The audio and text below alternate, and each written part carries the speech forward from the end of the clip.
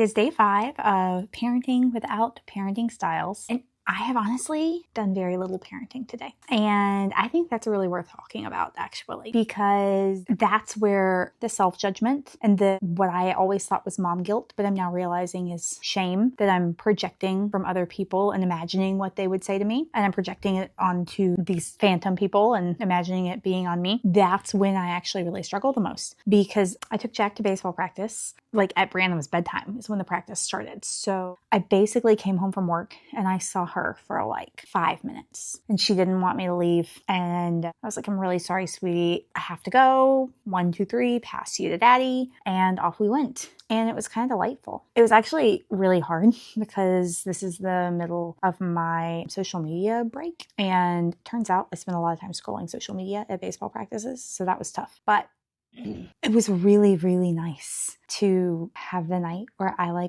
wasn't dealing with the 3-year-old meltdown, the 3-year-old who's exhausted from school. It was just really, really nice. And my instinct was actually to come home early, even though I had things I had to do at work, just so I would have more time to see her. But I ignored that instinct because I realized it wasn't my instinct. It was that shame of the phantom voices judging me creeping into my head.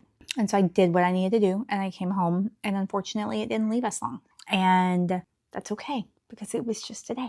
And I'm so fascinated to see myself be able to be comfortable with that and be able to say, yeah, it was just a day of not seeing her much and it's okay. I'll see her more tomorrow. It'll be fine. She'll be fine. She's asleep. So that is very cool because normally I would give myself a very hard time over this and I would beat myself up over it. And I would be like, oh my God, you're such a terrible mom because you didn't leave work early to come see your daughter who you drove to school this morning and still saw for a few minutes tonight. And we'll see you again tomorrow morning when you drive her to school.